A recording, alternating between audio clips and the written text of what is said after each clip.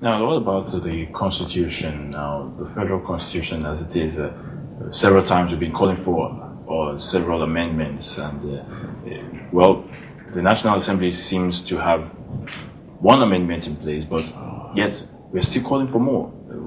How would you react to that? I think that's democracy. Democracy is a state of always collectively wanting to put the better in a state, to put the state in a better situation. Even after this amendment, I'm sure, until we get it right. You know, we actually have a way. There's a way we can do it.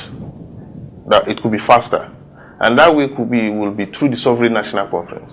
Let's all come together and trash everything out once and for all. But why would we have a Sovereign National Conference when we have a National Assembly in place? Well, there are two different things. When you have a Sovereign National Conference, it's fundamental. It's fundamental in the sense that it's as if you are recreating a state. But when you have a National Assembly, it's the law of the existing state that you intend to work on. Now, the reason why people are calling for a Sovereign National Conference is because something is wrong with Nigeria fundamentally, not only politically. Do you understand? So that is the thing. People who feel something is wrong, and of course something is wrong fundamentally. For a country to have existed for 50 years and still be like this, with some level of human resources and material resources, something is fundamentally wrong. That is just the fact. So at that level, people start calling for Sovereign National Conference. I think it is right. That's my take. Now let's look at the issue of the financial sector. Of course, you said you were once a publisher for the bankers. Nigerian Banks Review, yeah. I believe I'm right. Now, we've had reforms. You know, the CBN have been trying to get banks working at the top level. Just recently, 3 banks, Spring Bank, AfriBank, and the bank PHB, were acquired by the federal government. Now, looking at all this drama unfolding, how would you say the banking sector is faring? Are things getting better, or will they get better? I think I would like to start from the economy at large.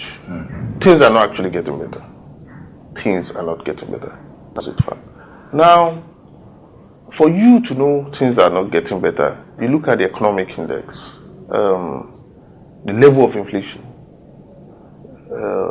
the price of goods and commodities, the demand capacity of the people, the income generated. Now, when you put all this together, it's not impressive. You see, one of the problems which we have in this country is that we want to separate economic development from ideology, political ideology. It is not possible until we realize that we won't go much in terms of economic development. Look at Russia. When you look at the revolution, it was brought about by ideology, political ideology. And of course, I think relatively, during that time, USSR was a very opulent country. Now look at Europe. There's this ideology of a democratic ideology, free states, free individualism. That is what propelled their economy.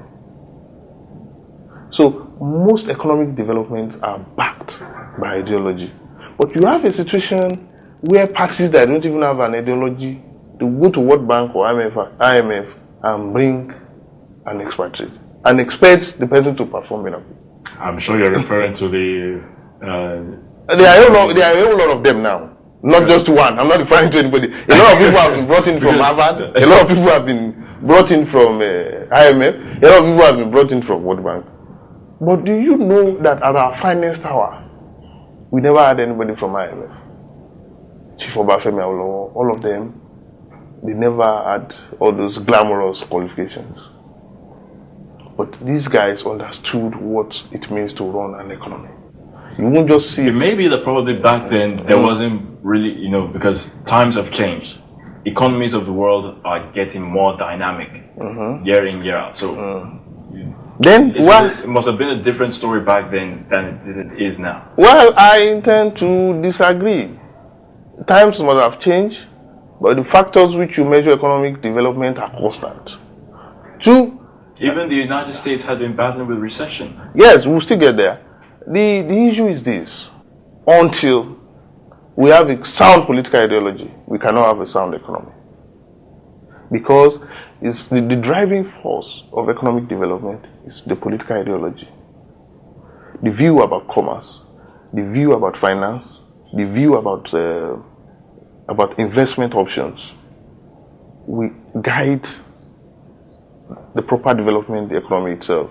You can't just base it on statistics. For example, let me give what we usually have is people in charge of our affairs. They will sit down probably in their office and they will say, okay, Nigeria is growing by 10%.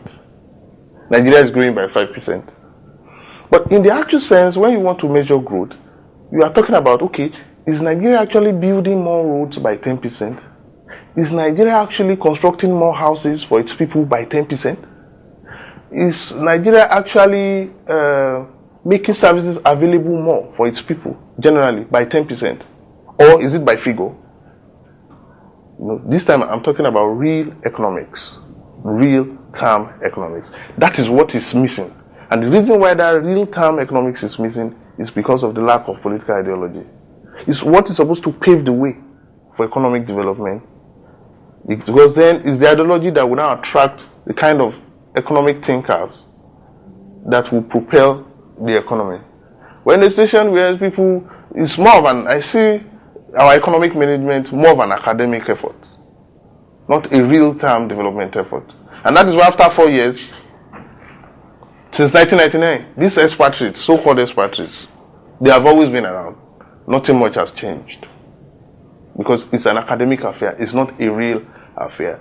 We need somebody that is rooted in what we are, that understands our past and how we do things, and that can turn the global forces around in our advantage. So you mean somebody actually rooted from within, right? From within, and that has a clear vision of where the global forces are working towards and how he or she can corner such advantages to the benefit of Nigerians. And how is that possible when we don't have the right government in place, no matter how intelligent you are? Honorable Ademi, thank you very much for having time with us to spend here on Question Time. Thank you very much.